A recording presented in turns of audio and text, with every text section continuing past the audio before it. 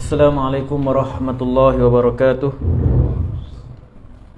Innal hamdalillah nahmaduhu wa nasta'inuhu wa nastaghfiruh wa na'udzu billahi min shururi anfusina wa min sayyiati a'malina.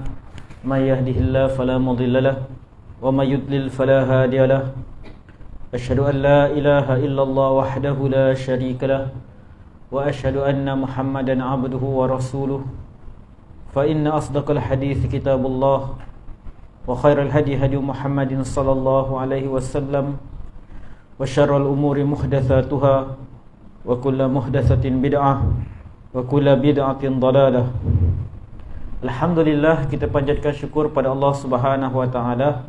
Kita dapat menyambung pengajian kita pada malam ini dalam subjek fiqh asma al-husna, fiqh al-asma al-husna, yang mana kita akan membincangkan tentang nama-nama Allah, huraian kepada nama-nama Allah. Dan pada malam ini kita masuk muka surat 185 berkaitan dengan nama Allah Al-Hadi. Al-Hadi yang bermaksud Allah lah yang maha memberi petunjuk. Allah lah yang maha memberi petunjuk. Allah lah yang maha memberi hidayah. Jadi sangat penting untuk kita faham tentang nama Allah ini, bahawa Allah Subhanahu wa taala yang memberikan hidayah kepada kita. Sebab apa? Kadang-kadang kita akan rasa hairan dengan orang, dia banyak belajar, atau diri kita sendiri, kita banyak belajar, kita faham tentang agama, kita membesar dalam keluarga Muslim misalnya. Boleh jadi ibu bapa kita, datuk nenek kita, keluarga kita baik-baik belaka. Tiba-tiba ada seorang yang macam tak menjadi, macam tak menjadi.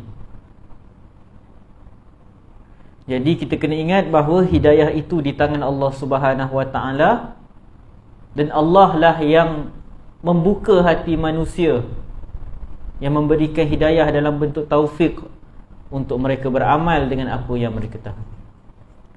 Jadi dalam Al-Quran ada banyak tempat Allah Subhanahu wa taala menyebutkan tentang dia memberikan hidayah. Dalil yang pertama, surah Al-Hajj ayat 54. Allah Subhanahu wa taala sebut, A'udzu billahi minasy syaithanir rajim. Wa innallaha lahadil ladzina amanu ila siratim mustaqim. Dan sesungguhnya Allah Subhanahu wa taala lah pemberi petunjuk, pemberi hidayah kepada orang-orang yang beriman untuk menuju jalan yang lurus. Allah Subhanahu wa taala lah yang memberikan petunjuk kepada kita. Setiap hari dalam solat, dalam surah yang mesti dibaca dalam solat, Nabi SAW sebut, La salata liman lam yaqra' bi fatihatil kitab. Tidak ada solat bagi sesiapa yang tak baca surah Al-Fatihah. Kita minta dekat Allah Subhanahu wa taala, Ihdinas siratal mustaqim. Itu permintaan yang diulang-ulang setiap hari. Tunjukkan kami ke jalan yang lurus. Kita dalam solat, ketika kita solat, kita berada di jalan yang lurus. Tetapi ketika itu pun kita masih minta dekat Allah Subhanahu wa taala, tunjukkan kita jalan yang lurus. Sebab apa? Hati manusia ini berubah-ubah. Hati manusia berubah-ubah. Sebab itu bila kita baca, tunjukkan kami jalan yang lurus, bukanlah bererti ketika kita baca tu kita berada dalam kesesatan. Bukan seperti yang disangka oleh sebahagian orang. Ada beberapa sebahagian syubhat yang timbul, yang ditimbulkan oleh golongan bukan Islam, yang saya dengar sendiri. Mereka kata, tengok umat Islam sendiri, mereka tak yakin dengan agama mereka. Waktu mereka sembahyang, mereka minta ditunjukkan jalan yang lurus. Jadi paderi ini paderi Melayu. Saya tengok video dia. Dia kata, tengok orang Melayu, orang Islam, mereka sendiri yang tak yakin dengan agama mereka. Sebab waktu solat mereka minta tunjukin jalan yang lurus. Kalau waktu solat tu mereka di jalan yang benar, kenapa mereka masih minta ditunjukkan jalan yang lurus? Jadi tuan-tuan, bila kita minta ditunjukkan jalan yang lurus, bukan bererti ketika kita minta tu kita dalam kesesatan. Tetapi kerana kita tahu bahawa hati kita ni berubah-ubah. Hati ni, qalbun, dia sama dengan, sebab tu dalam bahasa Arab kadang-kadang perkataan tu dia berbeza maksud, tapi bila sama huruf dia, dia akan ada kaitan. Qalbun, hati. Qallaba yuqallibu, berbolak-balik, bertukar-tukar. Sebab tu Allah Subhanahu Wa Taala, Nabi SAW dalam doa sebut, ya muqallibal qulub, wahai Tuhan yang membolak-balikkan hati. Jadi hati kita ni berubah-ubah. Jadi apabila kita minta kepada Allah Subhanahu Wa Taala, ihdinas siratal mustaqim, tunjukkan kami jalan yang lurus, kita sedang minta kepada Allah Subhanahu Wa Taala agar kita diberikan petunjuk untuk kita kekal di atas jalan tersebut. Berapa ramai daripada kita yang mungkin semalam rajin pergi masjid, atau anak-anak kita yang waktu di sekolah elok solat dia, pergi masjid, tapi masuk ke alam universiti, bercampur dengan pelbagai kawan-kawan, jauh daripada ibu bapa, tidak ada siapa yang pantau aktiviti dia. Bila pulang ke rumah dah berubah.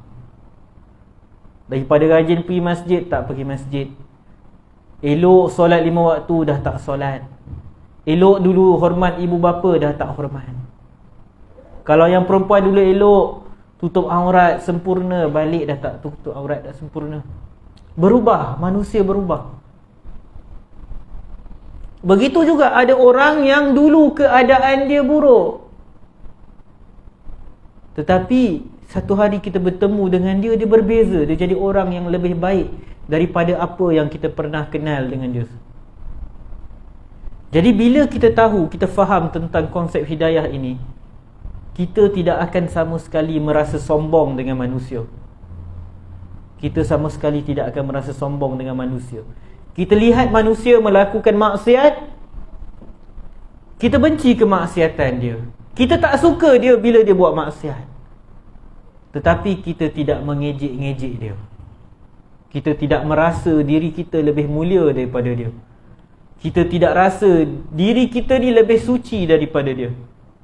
Sebab kita tidak tahu pengakhiran kita bagaimana.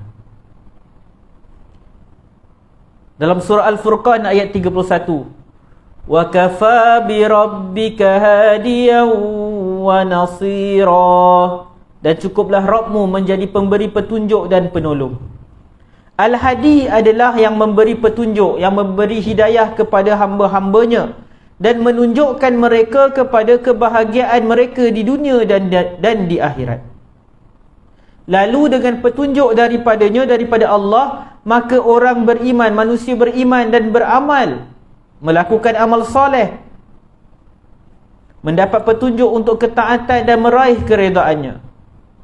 Bahkan bila kita bincang nama Allah Al-Hadi, dia bukan sekadar merujuk kepada petunjuk atau hidayah dalam bentuk yang kita faham, dalam bentuk agama, taufik untuk kita melakukan amal soleh. Bahkan petunjuk ni lebih umum. Al-Hadi ni, kata Syekh Abdul Razak Al-Badar, dia lebih umum. Para ulama kata dia lebih umum. Bahkan termasuk dalam nama Allah Al-Hadi ini ialah sifat Allah. Allah memberikan petunjuk kepada haiwan. Disebutkan di sini, dengan hidayahnya pula haiwan mendapat petunjuk untuk meraih kemaslahatan dan menjauhi apa yang membahayakan. Jadi bila bincang bab hidayah ni, kita selalu sebut tentang, ialah yang kita faham, hidayah ni petunjuk untuk buat benda-benda baik, untuk solat, untuk menjauhi dosa. Tapi petunjuk daripada Allah tu lebih daripada perkara tersebut.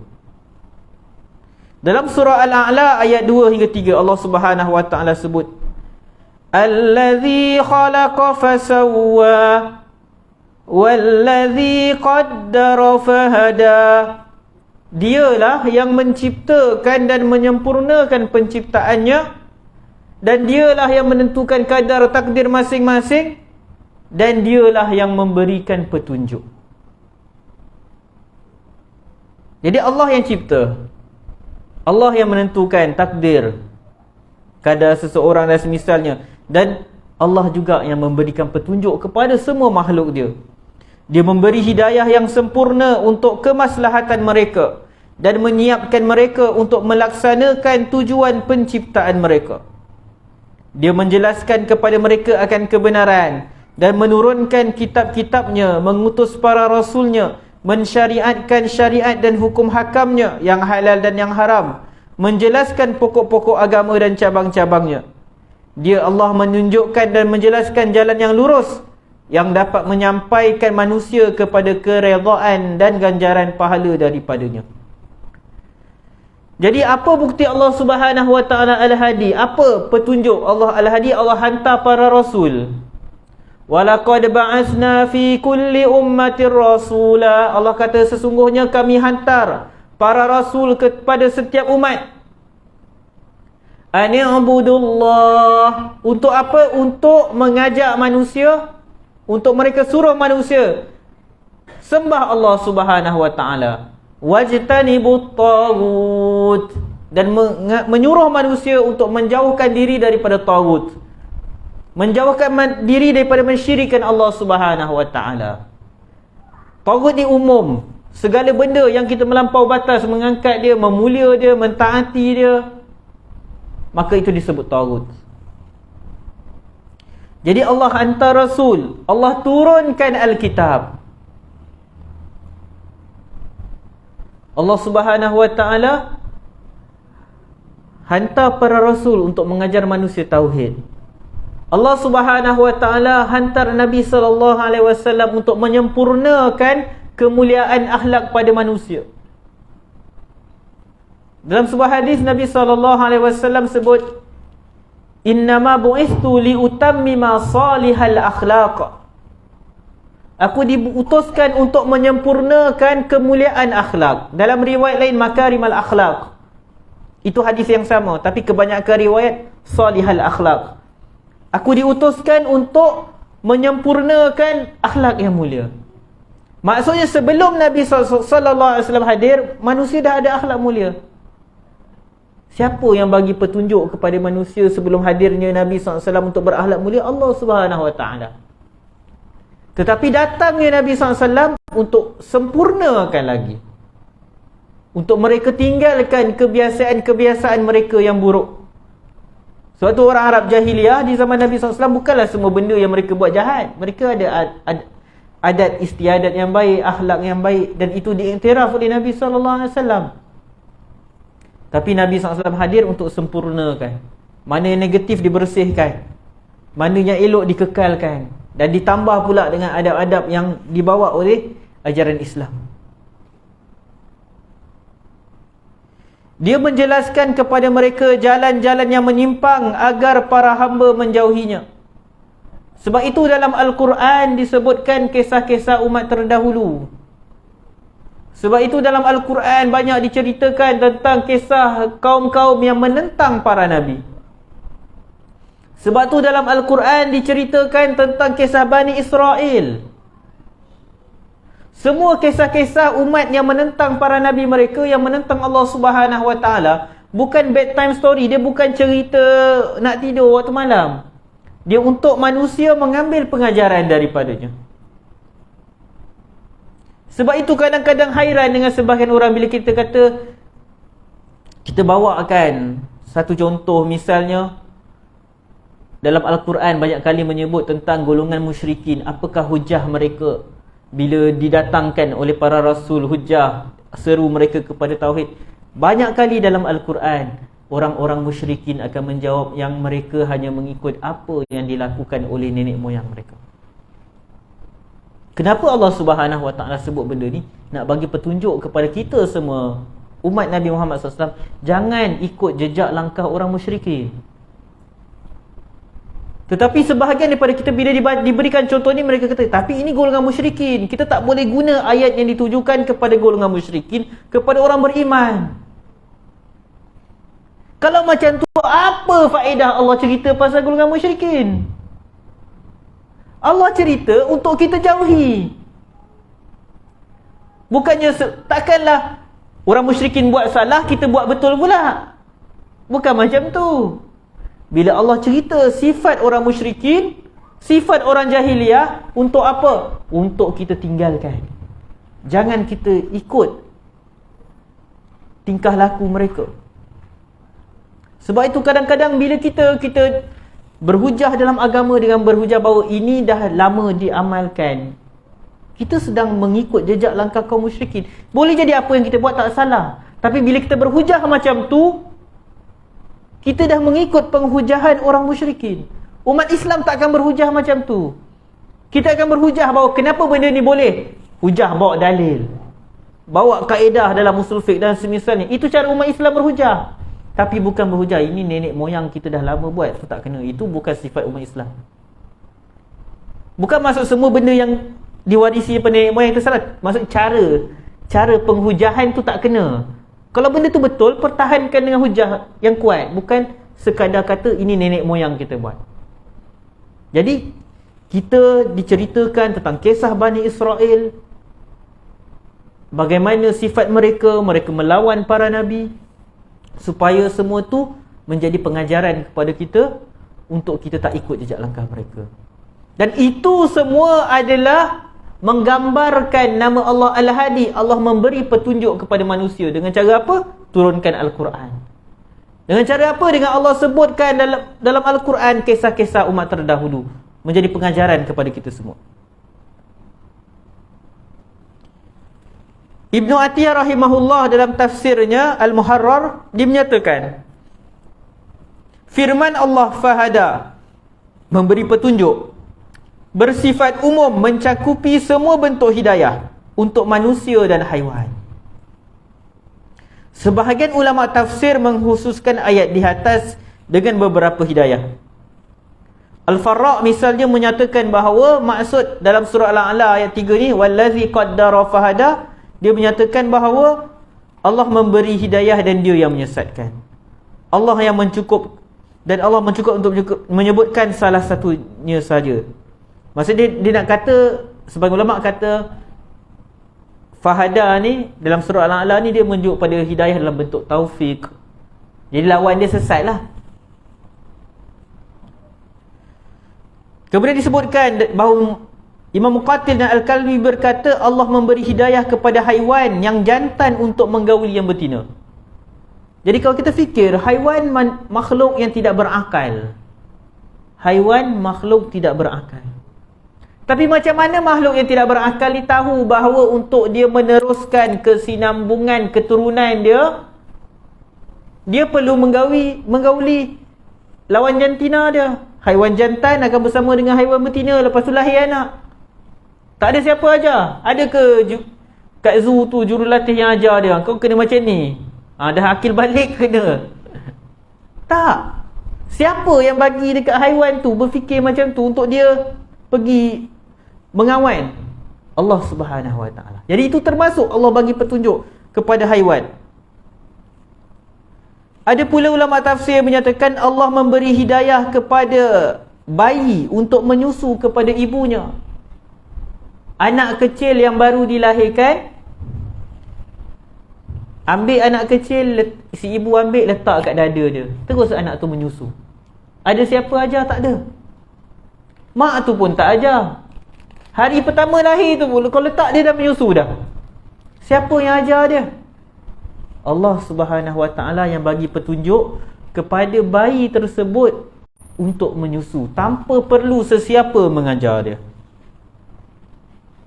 Imam Mujahid berkata Allah menunjukkan kepada manusia kebaikan dan keburukan dan menunjukkan kepada haiwan untuk mencari makanan.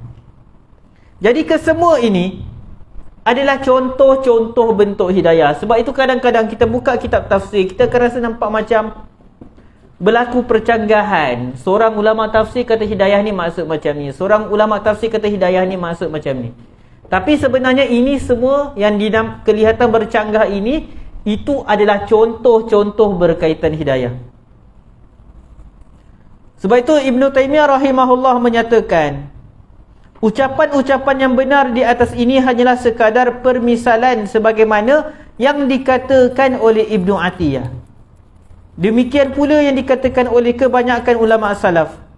Mereka menyebutkan sebahagian daripada makna sebagai permisalan atau memberikan contoh untuk menunjukkan makna yang lain, atau kerana konteks keperluan orang yang mendengar untuk memahaminya.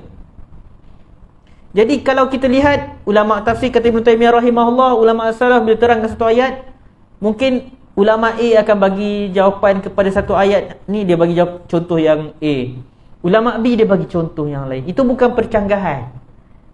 Sebab itu Ibn Taymiyah dalam usul tafsir dia sebut, kebanyakan percanggahan dalam tafsir di kalangan ulama salaf, dia bukan percanggahan yang hakiki. Dia cuma percanggahan daripada sudut contoh.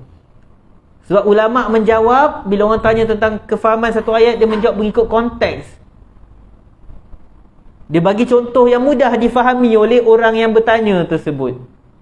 Sebab tu kalau baca tafsir, kitab tafsir, contoh ihdinas siratal mustaqim. Siratal mustaqim tu apa dia? Ada yang kata Quran, sunnah, ikut sahabat. Dah banyak lagi. Kesemua tu betul sebab semua tu contoh. Jadi ringkasnya, siratal mustaqim tu jalan yang lurus yang Allah Subhanahu Wa Taala redai. Jadi kalau nak Allah redai, kena ikut semua jalan tersebut. Kena ikut Al-Quran, kena ikut As-Sunnah, kena ikut para sahabat Nabi radhiyallahu anhum ajma'in. Jadi pada muka surat 187 dijelaskan tentang jenis-jenis hidayah. Pertama, hidayah yang umum. Jadi hidayah, petunjuk daripada Allah, ada yang umum, ada yang khas.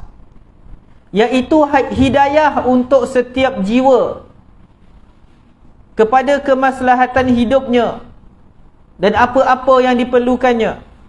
Ini adalah hidayah yang umum yang merangkumi semua haiwan. Sama ada yang berbicara, manusia ni, kalau dalam bahasa Arab dipanggil dia haiwan natiq, haiwan yang berbicara. Manusia dalam istilah Arab dipanggil haiwan juga, tapi kita adalah haiwan yang boleh bercakap. Manakala haiwan-haiwan lain dipanggil haiwan juga, tapi haiwan yang tak bercakap. Maksud bercakap dalam bahasa kita. Jadi hidayah umum merangkumi manusia, haiwan ternakan, burung, binatang yang melata, orang Arab ataupun orang asing. Jadi hidayah yang umum diberikan kepada semua makhluk. Apa contoh hidayah tersebut? Di antara hidayah tersebut adalah Allah memberikan hidayah kepada binatang ternak untuk menyusu kepada ibunya, sehingga dia selalu kepada induknya setelah dilahirkan. Anak haiwan, dia lahir-lahir, dia menyusu kat mak dia. Tak ada siapa ajar. Mak dia pun tak sempat ajar. Dan untuk anak haiwan tadi mengenal siapakah ibunya, siapakah induknya, hingga dia selalu berjalan mengikuti ibunya. Kalau kita tengok haiwan kan dengan anak-anak dia, kalau ayam ke, itik ke, bila mak dia jalan kat depan, kat belakang tu anak-anak dia ikut. Tak ada siapa ajar kat anak-anak, tu mak dia, kenal, ini mak kamu. Tak ada siapa ajar, tapi dia tahu itu mak dia. Siapa yang bagi petunjuk kat dia? Allah Subhanahu Wa Taala. Serta untuk mendapatkan kemaslahatannya, seperti tempat mencari makanan dan menghindari mara bahaya. Di antaranya pula hidayah Allah kepada seekor burung, binatang buas dan binatang melata untuk melakukan perbuatan luar biasa yang tak mampu dilakukan oleh manusia. Allah bagi petunjuk kepada haiwan untuk dia buat satu perbuatan yang manusia tak boleh buat. Burung dia boleh terbang, manusia tak boleh terbang. Ikan dia boleh duduk dalam air, kita tak boleh duduk dalam air lama macam tu. Haiwan dia boleh panjat pokok dengan cepat, kita tak dapat. Jadi siapa yang ajar haiwan-haiwan ni? Siapa yang ajar monyet cara panjat pokok? Oh, kita fikir logik. Siapa yang ajar monyet cara panjat pokok? Memanglah ada kelas mengajar monyet cara petik kelapa tu kan, ada orang buat kelas tu. Tapi monyet tu pada asalnya dia panjat pokok tu, siapa yang ajar dia? Allah yang bagi petunjuk kat dia.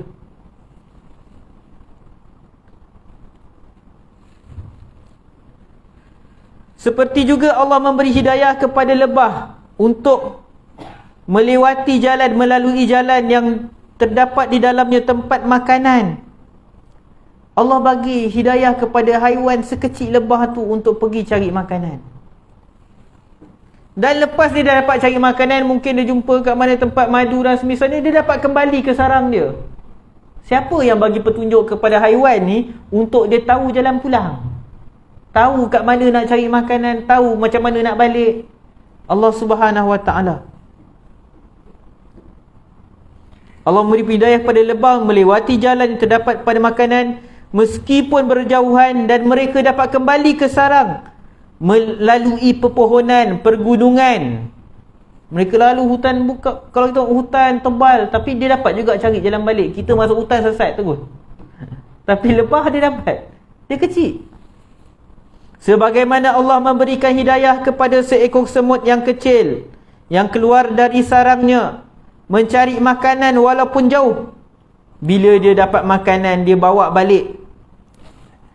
Dia bawa balik dan menyeritnya melalui jalan-jalan yang berliku, naik turun, sampai dia kembali ke sarang dia. Sebab tu tuan-tuan, kita tengok makhluk-makhluk Allah ni, kita kena usaha agar diri kita tengok apa-apa, kita teringat Allah Subhanahu Wa Ta'ala. Bukan yang kita tengok apa-apa kita kata benda tu Allah, benda tu Allah, seperti fahaman golongan yang sesat. Tak. Kita tengok apa-apa, tengok semut, tengok lebah, tengok apa sahaja, benda yang terlintas di fikiran kita ialah kebesaran Allah. Tengok semut menjala, macam mana dia cari makanan ni? Macam mana dia tahu kat sana ada makanan? Allah Subhanahu Wa Ta'ala yang bagi petunjuk kepada dia. Jangan jalan orang. Ini adalah perbahasan yang sangat luas. Maksud cukup. Kalau kita nak sebut semua contoh, terlampau banyak. Dalam surah Al-An'am ayat 38 hingga 39, Allah Subhanahu Wa Ta'ala sebut, "Wa ma min dabbatin fil ardi wala ta'irin yatiru bi janahihi illa umamun amsalukum." Dan tidaklah binatang-binatang yang ada di muka bumi dan juga burung-burung yang terbang dengan kedua sayapnya, melainkan mereka ini umat seperti kamu juga. Ma farratna fil kitabi min syai'. Kata Allah, tidaklah kami tinggalkan sesuatu apa pun di dalam Alkitab. Thumma ila rabbihim yuhsyarun. Dan kemudian kepada Tuhan mereka lah mereka semua ini akan dihimpunkan. Wallazina kazzabu biayatina summun wa bukmun fiz zulumat. Dan orang yang mendustakan ayat-ayat kami, mereka ini pekak dan bisu dalam keadaan gelap gelita. Man yasha'illahu yudlilhu wa man yasha' yaj'alhu ala siratim mustaqim. Sesiapa yang Allah kehendaki, dia akan sesatkan, dan sesiapa yang Allah kehendaki, dia akan berikan petunjuk. Dia akan menjadikannya di atas jalan yang lurus. Jadi macam mana kita nak berada di jalan yang lurus? Kita kena minta dekat Allah Subhanahu Wa Ta'ala. Kita kena menjauhi sifat sombong. Kita bila mempunyai sifat sombong itu, yang susah kita nak mendapat hidayah. Orang terang macam mana kat kita, orang nasihat macam mana kat kita pun kita buat tak dengar. Sebab apa? Bukan kadang-kadang bukan kita tak faham, kita buat tak faham. Sebab apa? Kita tak nak dengar. Kita bukan tak dengar dia cakap apa, tapi kita buat tak dengar. Kita buat tak tahu. Sebab apa yang dinasihatkan, apa yang ditegur tu bercanggah dengan hawa nafsu kita, apa yang kita suka lakukan. Hidayah al-irsyad dan al-bayan bagi manusia, itu adalah hujah Allah ke atas makhluknya, yang dia tidak akan mengazab seseorang daripada manusia, melainkan telah ditegakkan hujah kepadanya. Jadi hidayah ini juga ada beberapa bentuk. Bahkan hidayah dalam bentuk mengajak manusia pada agama ni ada beberapa bentuk. Pertama, hidayah yang berada dalam kemampuan manusia, iaitu mengajar manusia, memberikan petunjuk dalam konteks kita menasihati, mengajar. Dan itulah tugas para rasul. Nabi SAW datang membawa hidayah, memberi hidayah, tapi hidayah dalam bentuk apa? Mengajar. Yu'allimuhumul kitaba wal hikmah. Tugas Nabi SAW apa? Mengajar kepada mereka Alkitab, mengajar kepada mereka hikmah. Kita pun sama, kita ada hidayah dalam bentuk kita diberikan kemampuan mengajar manusia, menasihati manusia, mendidik manusia. Tetapi yang tidak ada di tangan kita ialah hidayatut taufiq. Hidayah dalam bentuk taufik, nak buka hati manusia untuk terima apa yang dia ajar. Nabi SAW, kalaulah ada manusia yang patut mempunyai kuasa hidayah taufik ni, Nabi SAW adalah orang yang paling layak memiliki kemampuan tersebut. Tetapi kita tahu bagaimana kesudahan bapa saudara Nabi SAW. Sampai ke penghujung hayat, Nabi SAW cuba ajak Abu Talib untuk beriman, untuk masuk Islam, tapi Abu Talib enggan. Dia tak nak. Kalau ikutkan Abu Talib itu sebaik-baik manusia, kita tahu baik dia macam mana. Dia lindungi Nabi SAW. Disebabkan dia lindungi Nabi SAW, kita tahu macam mana 3 tahun mereka diboikot. Tahun pemboikotan tu bukan umat Islam je kena, semua ahli keluarga Nabi SAW kena. Kaum kerabat dia yang walaupun mereka belum meluk Islam, mereka kena boikot. Tak boleh ada berlaku urus niaga, tak boleh jual barang pada mereka, diboikot. Sebab bila macam tu, mereka nak barang keperluan tak dapat, nak makanan tak dapat. Jadi kalau kita fikir Abu Talib macam mana beliau lindungi Nabi SAW, bersungguh-sungguh. Tetapi hidayah itu di tangan Allah Subhanahu Wa Taala. Nabi SAW tak dapat nak tarik Abu Talib memeluk Islam, walaupun Nabi SAW nak sangat. Bersungguh-sungguhnya Nabi SAW. Sebab tu Allah Subhanahu Wa Taala sebut, innaka la tahdi man ahbabta. Sesungguhnya engkau tak mampu nak bagi petunjuk kepada orang yang kau sayang. Jangan salah faham ayat ni. Kadang-kadang orang ambil ayat ni kata macam tak yalah kita nasihat orang. Ayat ni sedang bicara tentang hidayah bentuk taufik. Kau tak mampu nak buka pintu hati manusia untuk terima, walaupun kau dah bagi nasihat sebaik-baik mungkin, walau dah ditegakkan hujah, ditegakkan dengan bukti, kita tak mampu. Sebab tu tuan-tuan, bila kita faham konsep hidayah ini, pembahagian hidayah ini, kita jangan mudah sangat menghukum orang. Kadang-kadang kita bila nampak anak orang nakal, buat perangai tak senonoh dan semisalnya, kita cakap, apa mak dia ni tak erti ajar anak apa. Kita tak kenal pun mak dia siapa. Kita nampak budak nakal buat perangai, kita terus cakap macam tu, mak dia, mereka ni entah apa punya bapa lah. Kita tak tahu entah macam mana mak ayah dia puas nasihat anak dia, didik anak dia, doa, minta ya Allah bagi hidayah kat dia. Kita tak tahu. Jadi kita jangan mudah untuk nak menghakimi orang, nak kata orang tak erti jaga anak dan semisalnya. Sebab hidayah ini di tangan Allah Subhanahu Wa Taala. Kalaulah hidayah itu mampu memberi taufik, membuka pintu hati manusia untuk beriman, mampu dilakukan oleh manusia, Nabi Nuh pasti berjaya untuk menyuruh anak dia beriman. Tapi sampai saat-saat yang genting, dah banjir besar pun, anak dia masih tak nak. Sebab yang membuka hati manusia tu Allah Subhanahu Wa Taala. Tugas para rasul hanya menyampaikan. Jadi sama juga dengan kita, tugas kita hanya menyampaikan. Kita ajak manusia kepada kebenaran, dia tak nak terima, tugas kita sampaikan.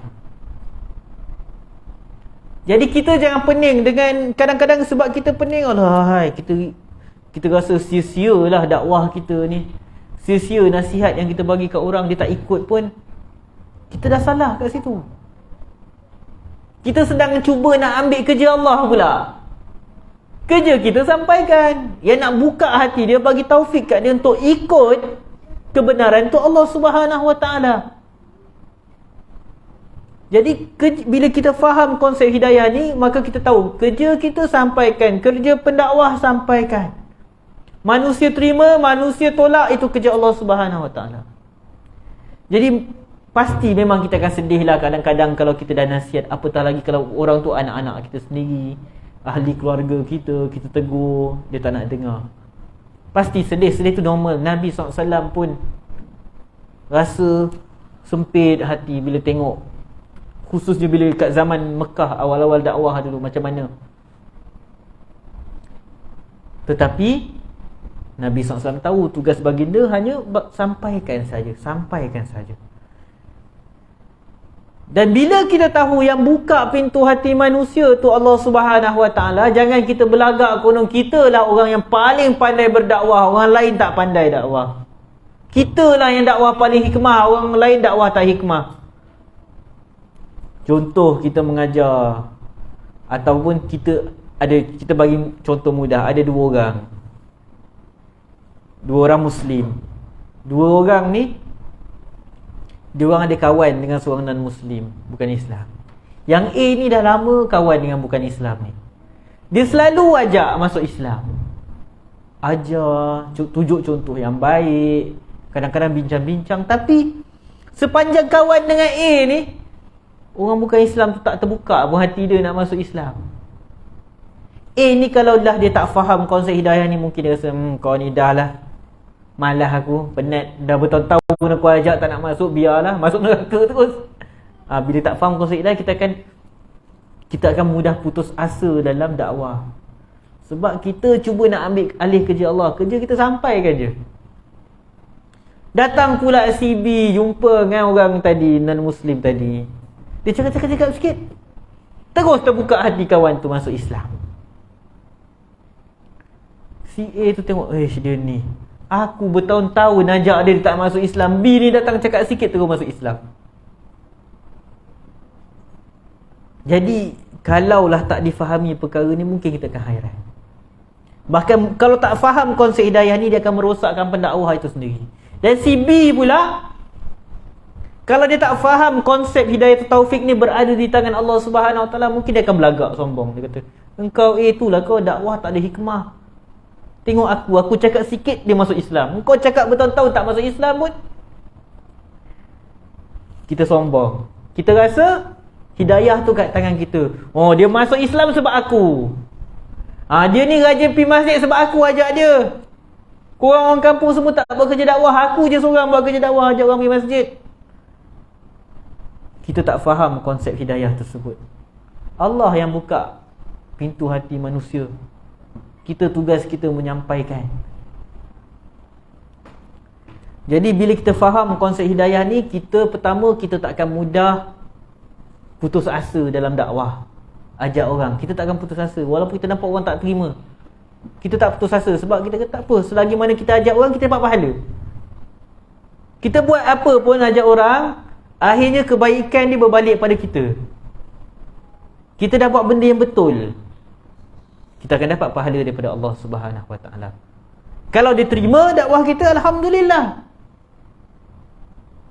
Ganjaran dia macam dalam hadis Nabi SAW yang sahih, lebih besar daripada apa? Unta merah, kan? Lebih besar daripada unta merah. Tapi kalau mereka tak terima, kita dah sampaikan dan kita dapat pahala. Dan Allah Subhanahu Wa Taala tidak menghakimi kita berdasarkan ramai pengikut atau tidak. Kadang-kadang kita ni rasa dakwah kita ni lah paling hebat sebab ramai pengikut. Kalau kat media sosial tu follower berpuluh ribu, kita rasa dakwah kita lah yang paling betul sebab ramai ikut kita.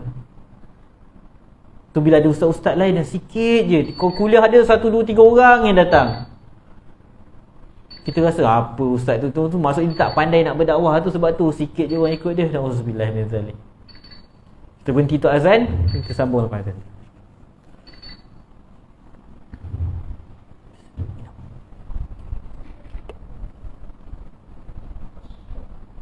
Duduk. Minum duduk.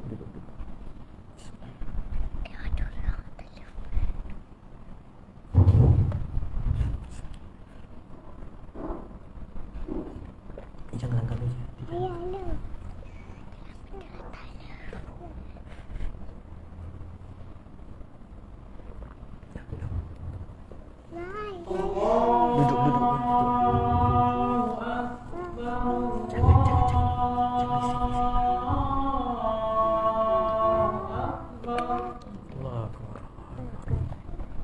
Jangan angkat meja.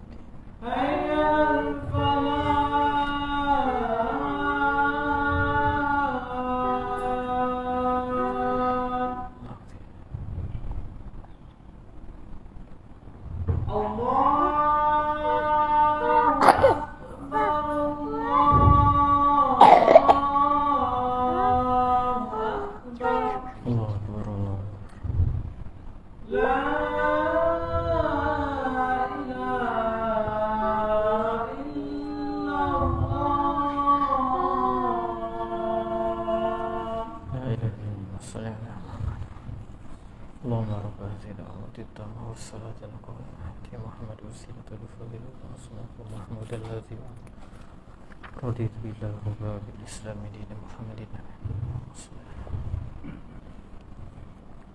Kita sambung huraian kita berkaitan hidayah pada muka surat 188. Jadi kita dah sebut tadi bahawa manusia diberikan kemampuan untuk memberikan hidayah dalam bentuk hujah, dalam bentuk irsyad, untuk mengajar manusia, menasihati manusia. Dalam surah, kita lihat dalam surah Fussilat ayat 17. Wa amma thamudu fahadainahum fastahabbul ama 'alal huda. Dan adapun kaum Samud, maka mereka telah kami berikan petunjuk kepada mereka, tetapi mereka lebih menyukai kebutaan daripada petunjuk itu. Maksudnya buta tu sesat.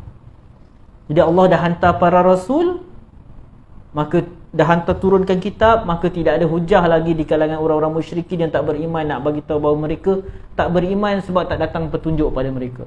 Allah dah bagi para rasul, hantar turunkan Alkitab. Mereka tolak dengan kesombongan mereka. Dalam surah Taubah ayat 115, wa ma kana Allahu liyudilla qauman بعد إذ هداهم حتى يبين لهم ما يتقون. Dan Allah sesekali tidak akan menyesatkan sesuatu kaum sesudah dia memberi petunjuk kepada mereka, hingga dijelaskan olehnya kepada mereka apa yang mereka harus jauhi.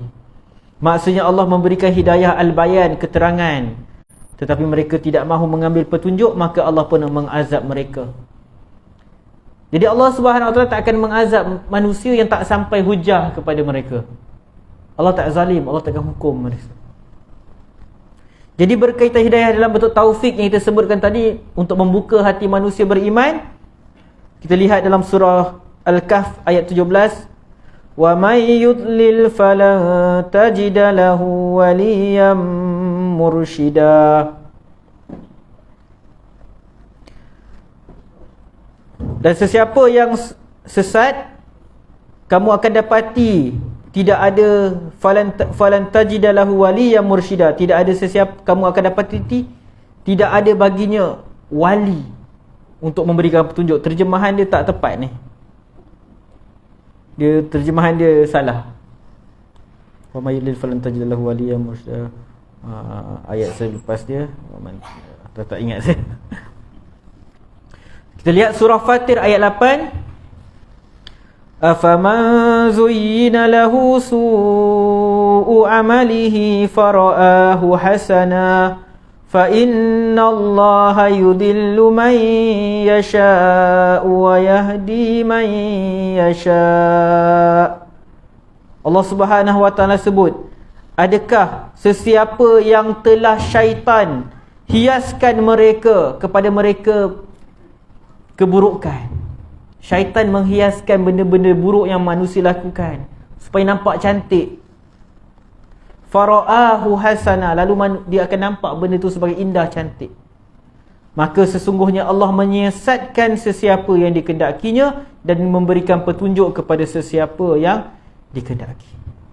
Dalam surah Al-Baqarah 272 Allah menegaskan, laisa 'alaika hudahum, bukan tugas kamu, bukan kewajipan kamu untuk memberikan petunjuk pada mereka. Kalau salah faham ayat ni, kita rasa jadi tak payah dakwah, tak payah ajak orang. Ayat ni bercerita tentang petunjuk dalam bentuk taufik. Bukan kerja kamu buka pintu hati manusia. Walakinnallaha yahdi man yasha'. Akan tetapi Allah lah yang memberi petunjuk kepada sesiapa yang dia kehendaki. Jadi ada banyak ayat yang berkaitan hidayah Allah Subhanahu Wa Taala. Jadi kita dah faham bagaimana hidayah ada hidayah yang umum kepada manusia, kepada haiwan. Dan hidayah kepada manusia untuk beragama pula terbahagi juga kepada dua. Hidayatul bayan dalam bentuk penjelasan, bukti dan keterangan, dan hidayatul taufik dalam bentuk membuka hati manusia untuk beriman. Dan hidayatul taufik hanya dimiliki oleh Allah Subhanahu Wa Taala saja. Oleh kerana itu Allah Subhanahu Wa Taala memerintahkan hamba-hambanya untuk memohon kepadanya hidayah ke jalan yang lurus setiap hari pada solat 5 waktu. Di dalam hadis-hadis yang sahih terdapat banyak doa yang di dalamnya ada permintaan hidayah, ketetapan, kebaikan. Kita minta ke Allah selalu, Rabbana la tuzigh qulubana ba'da idh hadaitana. Tuhan kami, jangan kau pesongkan hati kami lepas kau beri petunjuk kepada kami. Kalau kita faham doa ni, kita jangan terlalu yakin dengan diri kita, jangan terlalu overconfident. Wah, hari ni aku baik, esok aku baik. Belum tentu. Dan jangan menghina orang lain. Kita tak tahu orang yang kita nampak buruk hari ni, buat maksiat hari ni, esok dia jadi lebih baik daripada kita. Kalau kita faham bagaimana hidayah Allah Subhanahu Wa Taala, kita akan jauh daripada sombong. Kita akan jauh daripada menganggap diri kita suci. Yang ketiga, hidayah kepada syurga dan neraka pada hari kiamat. Nanti pada hari kiamat Allah akan tunjukkan juga pada manusia mana satu syurga, mana satu neraka. Adapun hidayah kepada syurga, maka Allah telah khabarkan tentang penghuninya bahawa mereka menyatakan ketika telah sempurna kenikmatan yang mereka dapatkan, mereka sebut Alhamdulillahillazi hadana lihadza. Segala puji bagi Allah yang telah menunjukkan kami kepada syurga ini. Wa ma kunna linahtadiya laula an hadana Allah. Dan kami sama sekali tidak akan mendapat petunjuk kalau Allah Subhanahu wa taala tak bagi petunjuk pada kami. Dalam surah Safat ayat 22-23, Uhsyurul ladzina zalamu wa azwajahum wa ma kanu ya'budun. Allah kata kepada malaikat, kumpulkan orang-orang yang melakukan kezaliman, wa azwajahum, pasangan mereka atau geng mereka, wa ma kanu ya'budun, dan apa-apa yang mereka sembah selain Allah Subhanahu wa taala. Min dunillahi fahduhum ila siratil jahim. Lalu dikumpulkan orang zalim yang syirikan Allah dan benda-benda yang disembah selain Allah akan ditunjukkan pada hari kiamat kepada mereka, ni neraka, masuk sini. Jadi tuan-tuan, dalam neraka nanti bukan sekadar ada orang yang mensyirikan Allah, bahkan dalam neraka ada benda-benda yang disyirikan Allah dengannya. Kalau siapa yang sembah pokok, nanti ada pokok yang disembah tu dalam neraka. Siapa yang sembah matahari, dalam neraka ada matahari. Siapa yang sembah berhala, dalam neraka ada berhala. Sebagai apa? Sebagai satu bentuk seksaan untuk mereka. Kalau dulu sembah makhluk-makhluk ni, sekarang tengok, minta tolong kat dia, tak boleh. Makhluk-makhluk ni sendiri dalam neraka, macam mana kau nak minta tolong kat dia? Jadi kewujudan benda-benda yang disembah selain Allah dalam neraka tu adalah untuk menghukum, menambahkan azab kepada orang-orang penghuni neraka tersebut. Sesungguhnya merenungnya seorang hamba terhadap nama Allah yang mulia ini akan menyingkapkan bagi seorang hamba akan kefakiran dan keperluannya kepada Tuhannya dalam segala urusan, sama ada dunia ataupun agama, iaitu dengan dia memberikan hidayah kepadanya untuk memperbaiki segala urusannya. Jadi bila kita faham Allah Al-Hadi, maka kita akan sentiasa minta kepada Allah dalam segala urusan kita. Bukan sekadar bab agama, bahkan bab keduniaan, kita minta petunjuk ke Allah bagi yang terbaik untuk kita. Jadi bukti seseorang dia beriman Allah itu maha memberi petunjuk, maka bila timbul satu persoalan, masalah, dia nak buat satu pilihan, dia akan sentiasa minta dekat Allah Subhanahu wa taala. Dia tidak akan overconfident dengan keputusan yang dia buat. Dia mungkin dah ada dalam hati dia nak pilih satu benda, tapi dia masih, sebab dia tahu Allah yang maha memberi petunjuk, dia minta ke Allah, ya Allah bagi petunjuk kat aku. Sebab tu bila dalam doa istikharah kita kan, kita sebutkan kalau benda tu baik untuk kita, kau bagi untuk aku, tapi kalau benda tu buruk, kau palingkan aku daripadanya. Jadi macam mana orang yang bila beriman Allah tu yang memberi petunjuk, dia akan minta dekat Allah Subhanahu wa taala. Ibnu Taimiyah menyatakan, ketika seorang hamba sentiasa memerlukan kepada hidayah ini dalam segala keadaan yang dilakukan atau perkara yang ditinggalkan, daripada hal-hal yang dilakukan, maka dia selalu memerlukan untuk rujuk, bertaubat daripada, kita perlukan Allah dalam segala, kita buat benda ketaatan dan nak tinggalkan dosa, kita perlukan Allah Subhanahu wa taala. Dan dia perlukan dalam segala keadaan. Panjang huraian Ibn Taymiyah, dia nak tunjuk kat kita bahawa bagaimana kita sentiasa perlu kepada hidayah Allah Subhanahu wa taala. Misalnya dalam perkara kita banyak benda ketaatan kepada Allah Subhanahu wa taala. Pada satu masa mungkin ada banyak benda kita nak buat. Nak solat sunat, nak baca Quran, nak tolong orang. Kadang-kadang kita terfikir mana satu sebenarnya aku nak utamakan. Sebab manusia ni terhad, kemampuan dia, kemampuan kita terhad, kehidupan kita pun ada 24 jam. Jadi kita minta petunjuk ke Allah supaya Allah tunjuk mana yang lebih utama untuk kita lakukan. Jadi sebab itu kita setiap hari kita minta dekat Allah Subhanahu wa taala tunjukkan kita jalan yang lurus. Jadi semoga Allah jadikan kita orang yang istiqamah di atas jalan yang lurus. Selalu baca doa ni. Nabi SAW kerap baca, ya muqallibal qulub tsabbit qalbi ala dinik. Wahai Tuhan yang membolak-balikkan hati, tetapkan hatiku di atas agamamu.